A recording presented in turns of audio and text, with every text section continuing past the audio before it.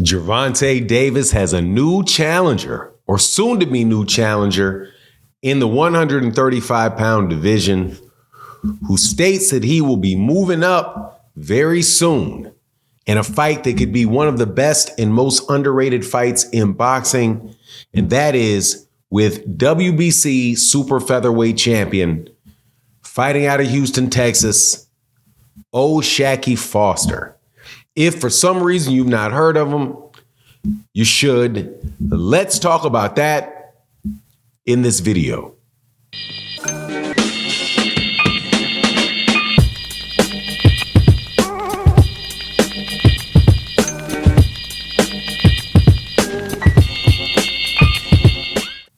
Welcome back to the channel. It's your boy Fanon. In this conversation, we are going to be in the 130-pound and 135-pound division, one of the most underrated weight divisions in all of boxing, where consistent, excellent champions have fought over the last several years. And there is a big fight coming up. I do believe it's going to be this evening with Oshaquie Foster and Abraham Nova for the WBC 130-pound championship. Oshaquie Foster is interviewed and asked if he beats Nova, what is he going to do next? What is he going to want to get into, and who's he going to want to fight next?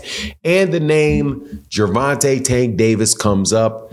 Gervonta Davis is a multiple-time 130-pound champion, having held the IBF, the WBA Super World Championship 2 times at 130 pounds. He won the IBF championship, beating Jose Pedraza. And a second time, he won a vacant title. And the third time, he beat Leo Santa Cruz to take that title. And he actually had beat another 130-pound WBA champion in Hector Garcia earlier last year, prior to his fight with Ryan Garcia. So there's a lot of history with Gervonta Davis fighting guys at the 100 who were champions at the 130-pound division. And again, this is one of the most underrated divisions that there is in boxing. You have a couple Americans with championships in Oshaquie Foster and Lamont Roach. And of course, you had at the present time, you have Emmanuel Navrati, who fights on ESPN. And then you have I do believe the Australian Joe Cordina, who holds the other title. But other people that have held titles in that division that came up to 135 include Shakur Stevenson, obviously Gervonta Davis, Vasily Lomachenko. It's just been very, very rich fights and a lot of really good fighters in that 130-pound division. So Oshaquie Foster says that when he's asked what he wants to do next and who is he trying to fight, he says that he wants to go in there with Gervonta Davis. He's looking at that type of fight. And I'm telling you, I'm going to start calling for that fight as much as I called for other great champions and those divisions, the 126 and the 130-pound division, to get shots. If you've not been familiar with Oshaquie Foster, you really should be. Absolutely tremendous, tremendous fight. I've seen him a couple times in person. One fight that I saw, the last time that I saw him fight in person was when he fought Ray Vargas to win that 130-pound title.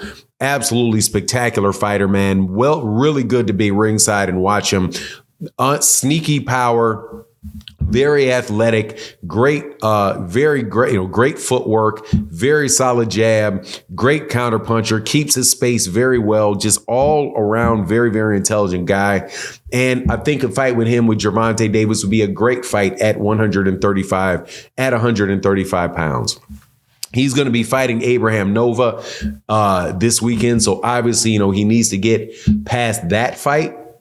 And Abraham Nova, I can't remember the last time I saw Abraham Nova fight, but I do believe I saw Abraham Nova lose the last time I watched him fight. Yellow bearded, brown skin, black Latino, very, very solid fighter, but I don't think he's going to really have anything for Oshaquie Foster. Oshaquie, in my book, if he can win another title in 135, if he can go up to 135 and get a title at 135, man, I'm gonna start putting this guy very close to being in my pound for pound best fighters. Now, obviously, I'd like to see him fight guys like Lamont Roach for a unification fight, if that was at all, was at all possible. Not sure it is with the fact that Oshaquie is now signed to Matchroom. He did something similar to what Subriel Matias did, where he was fighting on PBC cards, and now then he won his title, and then he shifted over to the zone after he won the title. Smart move, I do believe, for Oshaquie. That would probably be the biggest hang up for him to get a fight with Gervonta at 135. But when asked about the fight with Gervonta at 135, he was like, look, man, both guys have power. Both guys have IQ. They're both athleticism is very fairly similar with one another. And it'll be just a terrific fight all around, man.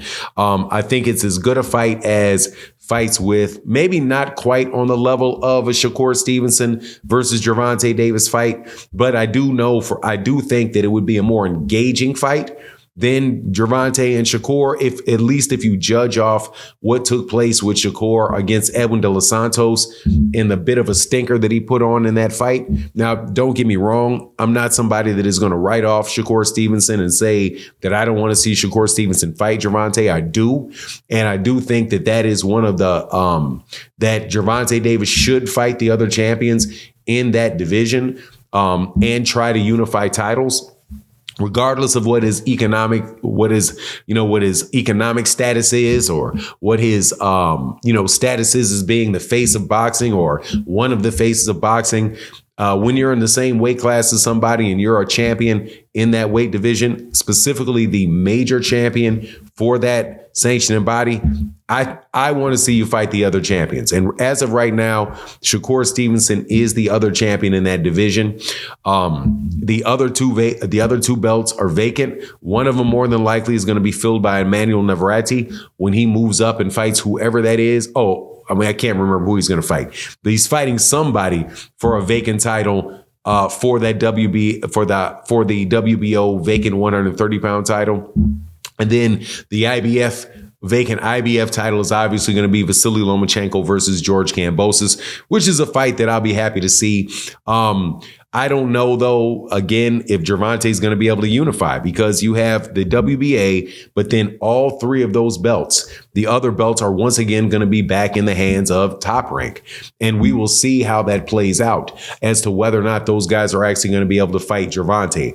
I think that the only way that it will happen is if Shakur Stevenson winds up beating the winner of Vasily Lomachenko and Emmanuel Navarrete, because that's probably the way that they're setting it up.